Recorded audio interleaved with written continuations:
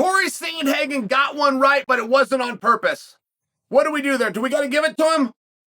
I mean, he nailed this. He's pretending as though he doesn't want a world title fight because he can't get a world title fight. That's great. That's perfect. I mean, don't forget, one of the bad nights of Sandhagen's career, and he's had an awesome career. This guy can squabble.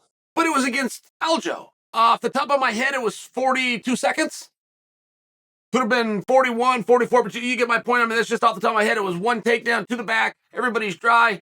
Tap out, get up and go home. And Sandhagen had even said after his next fight, he said, my takedown defense is pretty bad.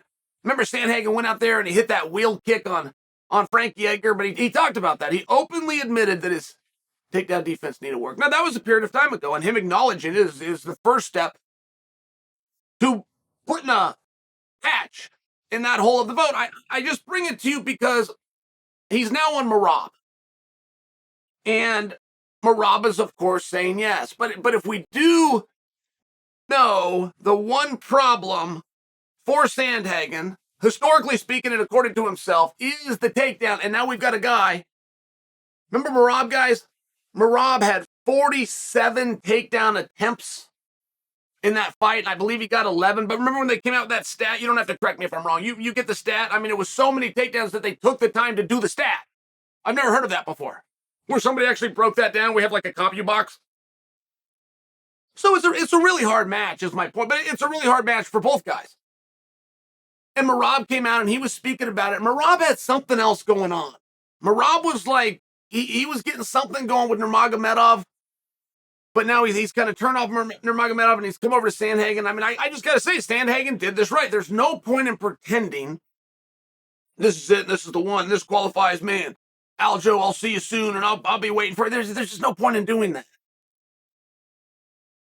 If Aljo gets beat and it goes to Henry, you see the same matchup problem? I mean, if we're arguing that one knock, we got to search to find a knock. Sandhagen really is very special talent. But if the knock is the takedown defense, so now we're going to put him in there with an Olympic champion who just knocked off the guy who knocked him off. I mean, I just think it's tough right now. I think title talks are tough. I think number one contender is tough. I think you got to give a real good look to Sugar Sean, and that's going to take a period of time. Sugar Sean appears to be waiting in the wings. That's going to take a period of time. He's 6 months. Very realistic number. And that's just for Sean to be given the opportunity. Then you got to rest everyone up in contract and go through the whole new cycle to get them back. I don't know that anyone's going to be fighting for a title that isn't named Aljo, Henry, or Sean until winter of 2023 and possibly quarter one of 2024. I mean, it's a very sobering thought, but you have to understand that. So when you have Sandhagen come out and act as though, man, that's no sweat. For me, I'm not interested in that in the first place. And moreover, I do have to wonder, when Sandhagen called out Merab, which is a hard night, right? I mean, that's a tough night out. Did he know that Merab was in talks to fight Nurmagomedov? Because if Sandhagen sidestepped what he really wants as a title fight while acting like he doesn't care and calls out Merab, which stylistically is a pretty tough draw, but he knew Merab was already taken. I mean, standing ovation. I would be so impressed if that was the situation. It's just hard for me to imagine that it is. I mean, it's just really hard for me to imagine if it is. They were asking Sandhagen last week. They were asking him about a fight down the road. And he said, well, of course they'd want to do that fight. It's an exciting fight. Makes a lot of sense. And he was serious. He was serious. He thought that's what we're doing. We're matching guys up. They're going to be an exciting fight. Like he was serious when he said, this is a main event guy. This is a main event guy trying to talk about how they make matches and it would be an exciting. Okay.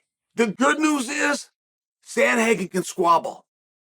And Sandhagen versus Merab, in my opinion, goes one of two ways. It gets stopped and it gets stopped fairly fast.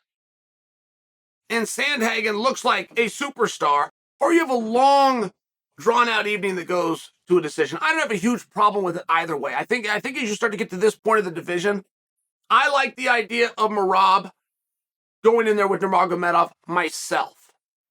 But as far as Cory coming out, seeing the landscape, knowing he needs to do something, knowing he's hot and in the moment,